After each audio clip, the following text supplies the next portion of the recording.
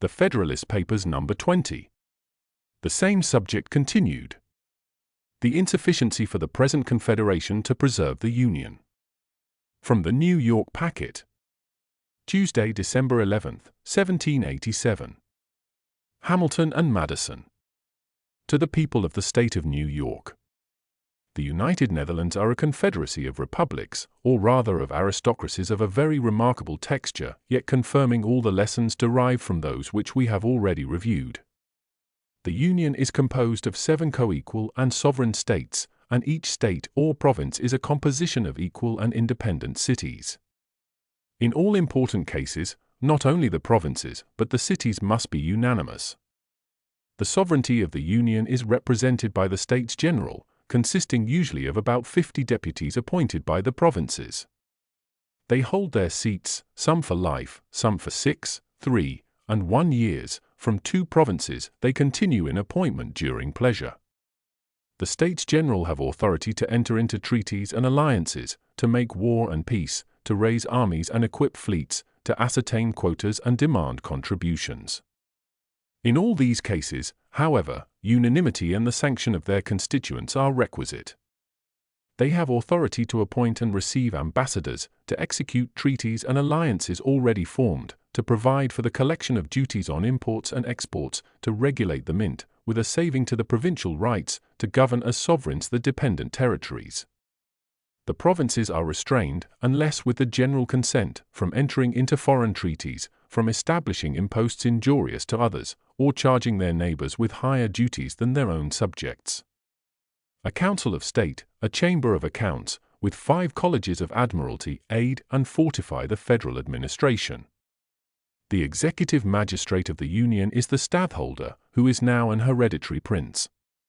His principal weight and influence in the Republic are derived from this independent title, from his great patrimonial estates, from his family connections with some of the chief potentates of Europe, and, more than all, perhaps, from his being stadtholder in the several provinces, as well as for the Union, in which provincial quality he has the appointment of town magistrates under certain regulations, executes provincial decrees, presides when he pleases in the provincial tribunals, and has throughout the power of pardon. As stadtholder of the Union, he has, however, considerable prerogatives. In his political capacity he has authority to settle disputes between the provinces, when other methods fail, to assist at the deliberations of the States General, and at their particular conferences, to give audiences to foreign ambassadors, and to keep agents for his particular affairs at foreign courts. In his military capacity he commands the federal troops, provides for garrisons, and in general regulates military affairs, disposes of all appointments, from colonels to ensigns, and of the governments and posts of fortified towns.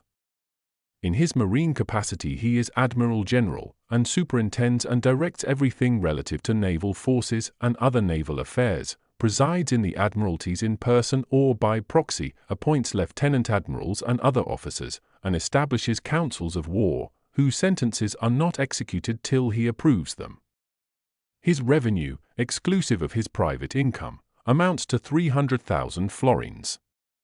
The standing army which he commands consists of about 40,000 men. Such is the nature of the celebrated Belgic Confederacy, as delineated on parchment. What are the characters which practice has stamped upon it? Imbecility in the government, discord among the provinces, foreign influence and indignities, a precarious existence in peace, and peculiar calamities from war. It was long ago remarked by Grotius, that nothing but the hatred of his countrymen to the House of Austria kept them from being ruined by the vices of their constitution. The Union of Utrecht, says another respectable writer, reposes an authority in the States General, seemingly sufficient to secure harmony, but the jealousy in each province renders the practice very different from the theory. The same instrument, says another, obliges each province to levy certain contributions, but this article never could, and probably never will, be executed, because the inland provinces, who have little commerce, cannot pay an equal quota. In matters of contribution, it is the practice to waive the articles of the Constitution. The danger of delay obliges the consenting provinces to furnish their quotas, without waiting for the others, and then to obtain reimbursement from the others, by deputations, which are frequent, or otherwise, as they can.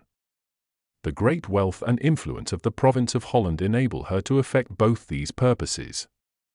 It has more than once happened that the deficiencies had to be ultimately collected at the point of the bayonet, a thing practicable, though dreadful, in a confederacy where one of the members exceeds in force all the rest, and where several of them are too small to meditate resistance, but utterly impracticable in one composed of members, several of which are equal to each other in strength and resources, and equal singly to a vigorous and persevering defense.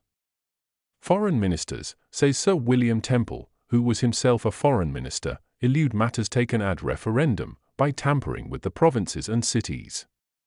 In 1726, the Treaty of Hanover was delayed by these means a whole year. Instances of a like nature are numerous and notorious. In critical emergencies, the States General are often compelled to overleap their constitutional bounds. In 1688, they concluded a treaty of themselves at the risk of their heads. The Treaty of Westphalia, in 1648, by which their independence was formally and finally recognized, was concluded without the consent of Zeeland. Even as recently as the last treaty of peace with Great Britain, the constitutional principle of unanimity was departed from.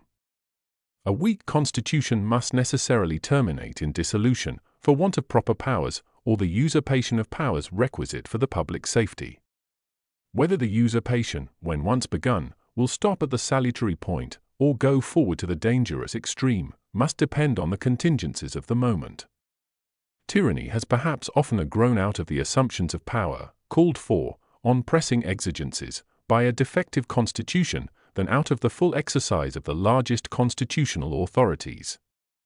Notwithstanding the calamities produced by the stadtholdership, it has been supposed that without his influence in the individual provinces, the causes of anarchy manifest in the Confederacy would long ago have dissolved it. Under such a government, says the Abbé Mabley, the Union could never have subsisted if the provinces had not a spring within themselves, capable of quickening their tardiness, and compelling them to the same way of thinking. This spring is the stadtholder. It is remarked by Sir William Temple, that in the intermissions of the stadtholdership, Holland, by her riches and her authority, which drew the others into a sort of dependence, supplied the place. These are not the only circumstances which have controlled the tendency to anarchy and dissolution.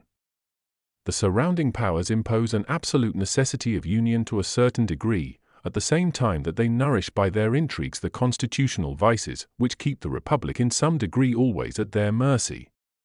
The true patriots have long bewailed the fatal tendency of these vices, and have made no less than 4 regular experiments by extraordinary assemblies, convened for the special purpose, to apply a remedy. As many times has their laudable zeal found it impossible to unite the public councils in reforming the known, the acknowledged, the fatal evils of the existing constitution.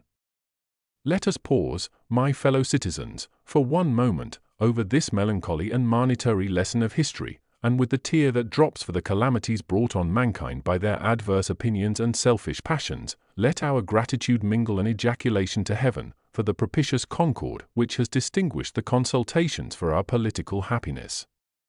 A design was also conceived of establishing a general tax to be administered by the federal authority. This also had its adversaries and failed. This unhappy people seem to be now suffering from popular convulsions, from dissensions among the states, and from the actual invasion of foreign arms, the crisis of their destiny. All nations have their eyes fixed on the awful spectacle. The first wish prompted by humanity is, that this severe trial may issue in such a revolution of their government as will establish their union, and render it the parent of tranquility, freedom and happiness. The next, that the asylum under which, we trust, the enjoyment of these blessings will speedily be secured in this country, may receive and console them for the catastrophe of their own. I make no apology for having dwelt so long on the contemplation of these federal precedents. Experience is the oracle of truth, and where its responses are unequivocal, they ought to be conclusive and sacred. The important truth, which it unequivocally pronounces in the present case, is that a sovereignty over sovereigns, a government over governments, a legislation for communities, as contradistinguished from individuals, as it is a solecism in theory, so in practice it is subversive of the order and ends of civil polity, by substituting violence in place of law. or the destructive coercion of the sword in place of the mild and salutary coercion of the magistracy. Publius.